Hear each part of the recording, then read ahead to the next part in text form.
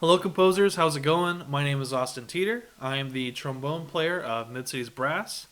I'm really excited to be part of this project again. This is our third year doing it, and it's a lot of fun, and I can't wait to meet you guys and to be able to play your pieces. In this video, I'm going to go over a little bit about the trombone, how it works, a little bit of history about it, and how it functions best in a brass quintet. So I hope you find some of the things in this video useful when writing your pieces. And let's get started. To start things off, the trombone works just like any other brass instrument, except instead of valves, we have a slide. When we move the slide out, the pitch goes lower. When we move the slide in, the pitch goes higher. It's also useful to know that the trombone is a cylindrical instrument. And all that means is that the diameter of the tubing stays the same all the way throughout. And so that means that it's in the same instrument class as the trumpet. So the French horn and tuba are conical instruments, giving them a little bit of a darker sound, and since the trombone and trumpets are cylindrical, they have a little bit brighter sounds. Formerly known as the sackbut, the trombone has a long history of being a supporting role in music. One of the earliest uses of the trombone was dubbing voices in churches. This might be one of the reasons why Beethoven often referred to the trombone as the voice of God. Although, with that being said, the trombone has an amazing range and character, from the intensity of Mahler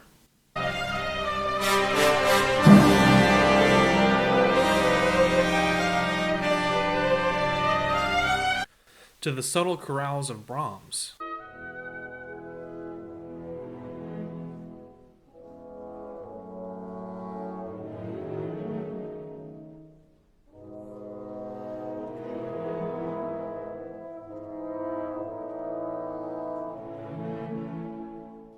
And everything in between.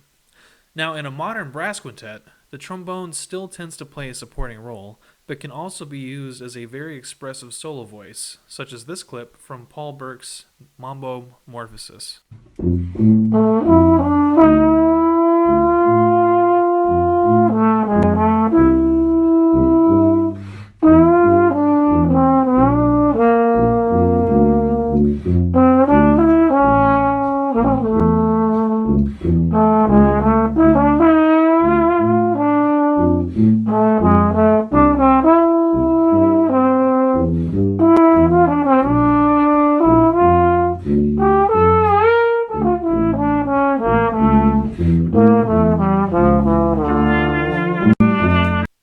Now, the comfortable range for the tenor trombone, or for me at least, is basically around B flat 1 to B flat 4.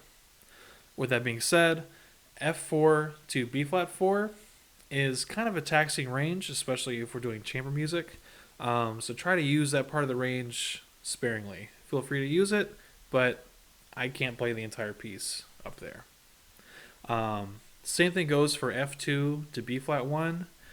It's pretty low for a tenor trombone. I could play it comfortably, but it kind of steps into the tuba range, and so that part would probably be better suited on tuba.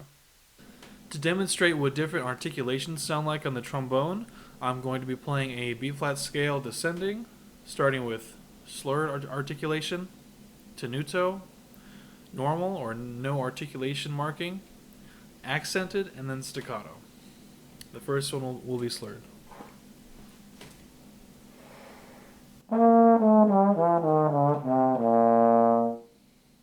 Tenuto.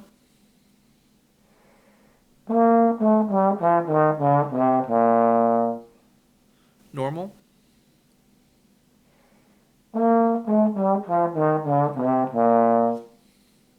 Accented.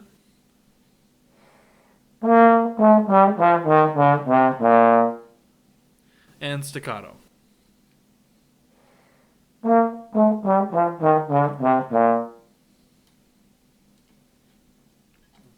Of course, there's different variations of these, but this is the main idea of what these articulations sound like on the trombone.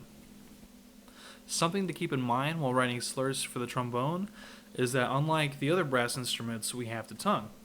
Just slightly. If we don't tongue at all, it's going to sound like this.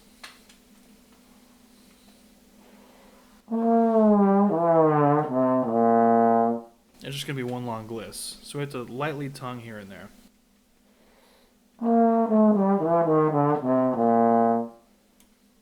Sometimes we can slur naturally without any tongue if the notes move across the harmonic series.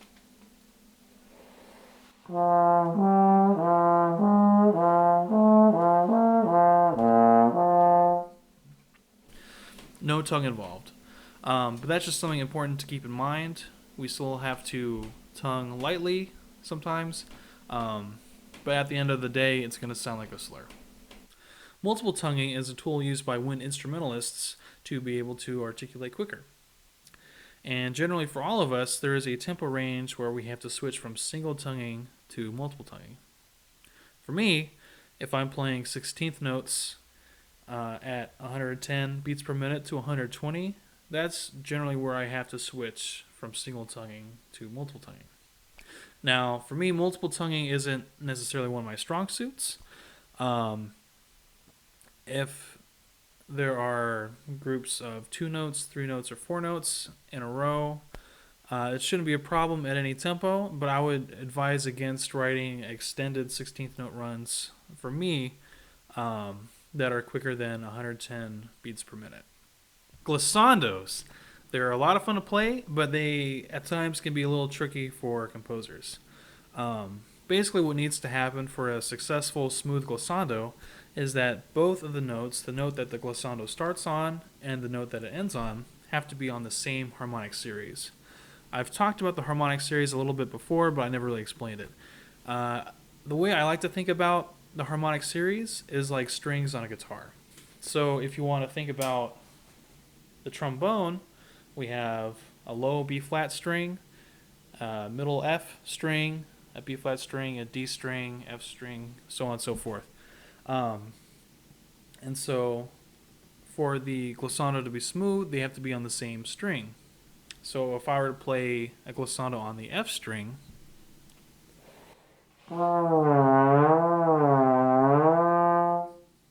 I can play a glissando between F to E, F to E flat, F to D, D flat, C, and B natural. And then if I were to play one on the B flat string,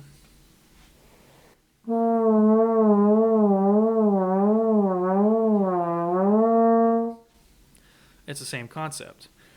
The harmonic series, if you're not a brass player, can be kind of hard to understand at first. So in the description, I'll go and add a chart that visualizes it and shows you possible glisses that you can and can't do. Some of the key signatures that resonate best for the trombone, in my experience, are like B flat, E flat,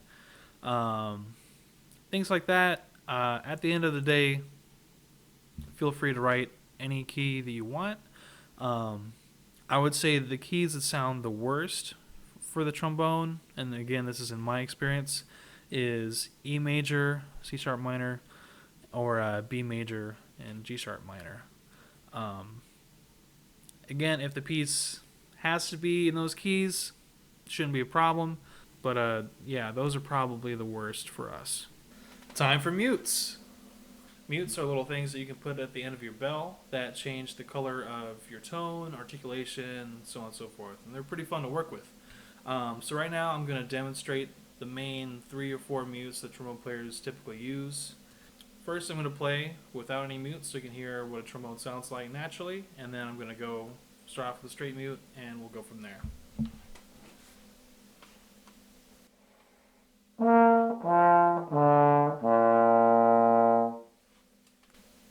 A straight mute.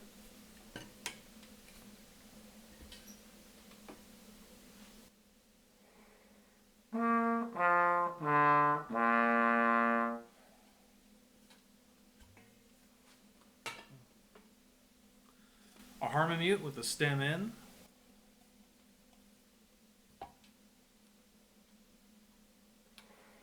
My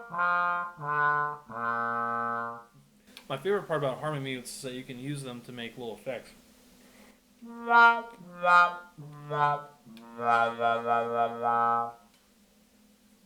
You can also take the stem out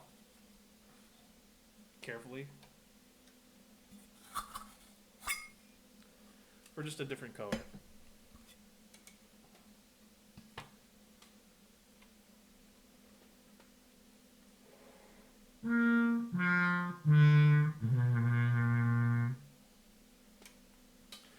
work so well with low notes.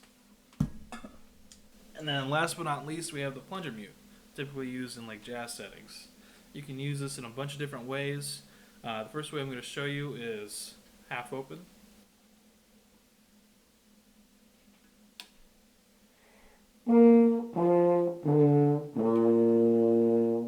And then there's all the way in, or tight.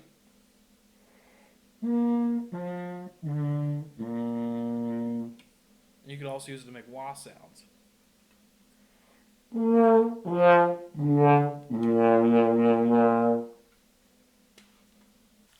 There's also the cut mute, which is another main mute that trombone players use. I don't know where mine ran off to, but this is what a cut mute sounds like.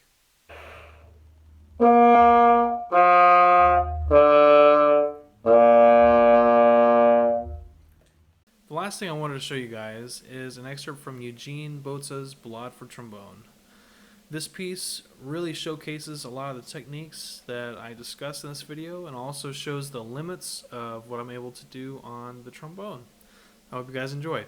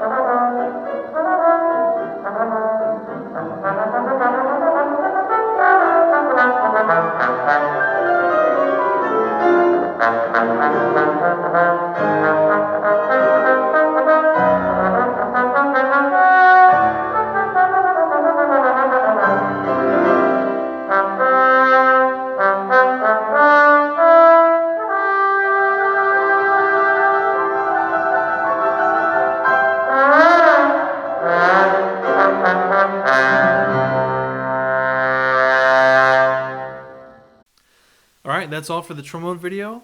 I hope it was helpful. And if you guys have any questions, or if something wasn't clear, or now you're more confused, feel free to contact me at any time. And I'm always here to answer your trombone related questions. Have a great day.